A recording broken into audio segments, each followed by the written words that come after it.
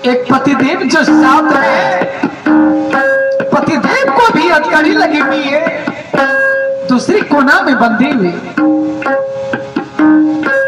अपनी सास और मां को याद कर रही थी दर्द के समय। सास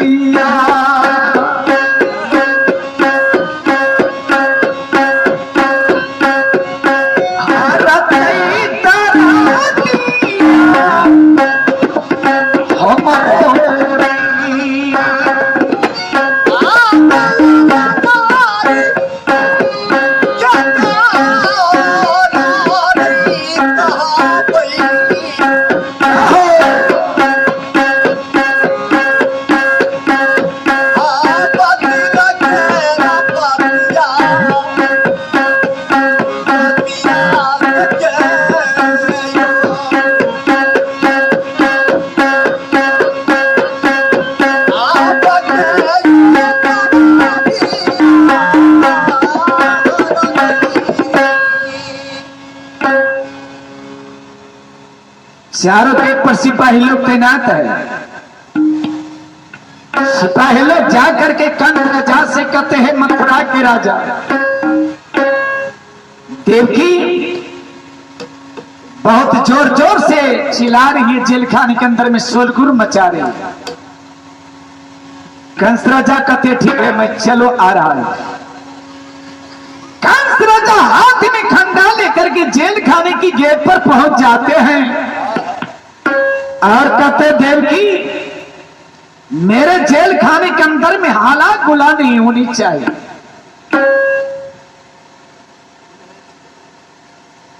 ये महेश बाबू भगवान की शुभ कथा में भगवान कृष्ण की जन्म कथा में 21 रुपया चढ़ावा का हाथ के पवित्र कलखिन मंडली की तरफ से भगवान कृष्ण की कृपा से महेश बाबू के शुभ आशीर्वाद, महेश बाबू में श्रवण कुमार की शुद्ध गुनाबे, भगवान कृष्ण के शुद्ध गुनाबे, ताकि माँ पिता की सेवा का जानत रहे। बारी फुलवारी हरा भरा रे भगवान कृष्ण की कृपा से।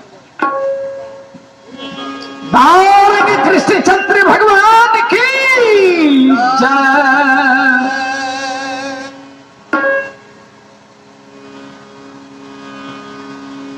कंस राजा हाथ में खंडा लेकर के पहुंच जाते जेल खाने की गेट पर।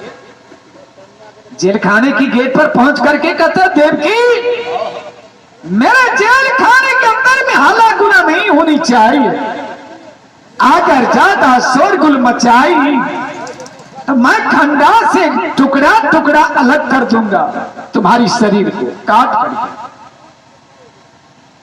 महादेव की कंस रजा से कर रही भैया, दर्द के मारी व्याकुल है और कंस सीधा से खंडा देखा रहा कि मेरे जेल खाने के अंदर में ज्यादा हाला गुला की, शोरगुल मचाई तो मैं खंडा से टुकड़ा टुकड़ा अलग कर दूं। महादेव की कंस रजा से करी भैया, सब के भैया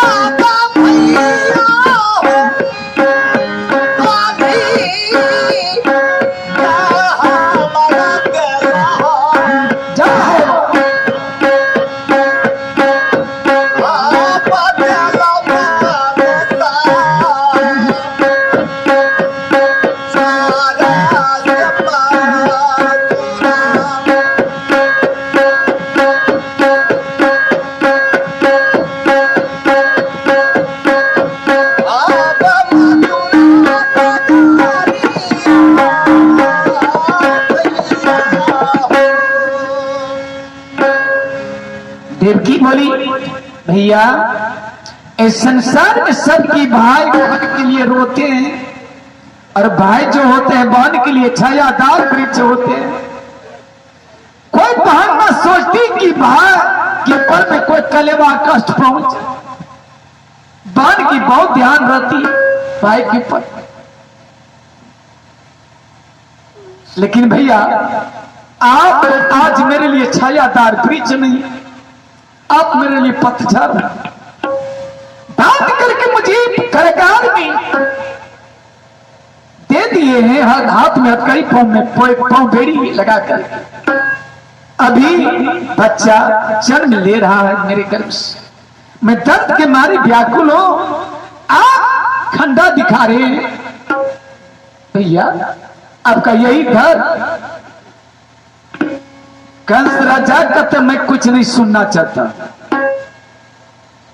मेरे जेल खाने के अंदर में हाला गुला नहीं होनी चाहिए, लेकिन जिस मां को बच्चा जन्मेशन के समय दर्द हो रहा है वो धमकी को क्या समझेगी, डर धमकी को क्या समझेगी।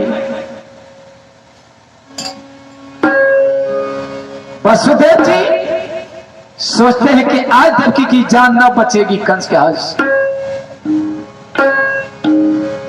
वसुदेव जी सोचते हैं कि उधर से खंडा दिखा रहा है कंस गेट पर से, और देवकी इधर मुंह को बंद नहीं कर रही। आज निश्चित देवकी समाप्त हो जाएगी कंस के हाथ से। वसुदेव जी इशारा करते हैं देवकी से, प्रिय थोड़ा देर के लिए सो जाओ, थोड़ा देर के लिए सो जाओ। लेकिन जिस मां की गर्भ से बच्चा जन्म हो रहा है आंख में नींद कहां से। वसुदेव जी सोचते हैं अगर आंख बंद कर लेगी ना ये बजना भी बंद हो जाएगी। लेकिन पतिव्रता नारी पति की बात को मानने के लिए तैयार है, हर वक्त मानती जा रही है पति की बात को, पति के अनुशासन में रहती है, पति की वचन के पालन करती पतिव्रता नारी। एक मरतबे आंख बंद कर ली देवकी, आंख बंद की और इधर उधर चौंकने लगी। वसुदेव जी कहते हैं प्रिय तुम पल गिराई और इधर उधर चौंक रही हो। देवकी बोली स्वामी मैं जो ही पल गिराई मैं बहुत भारी सोपन देखी।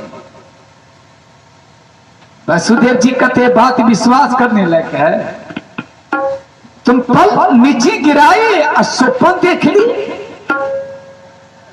देवकी बोली हाँ स्वामी मैं सच बोलती। वसुदेव जी कहते हैं अच्छा ठीक है बताओ क्या देखी स्वप्न। देवकी स्वप्न की बात बता रही अपने पति को।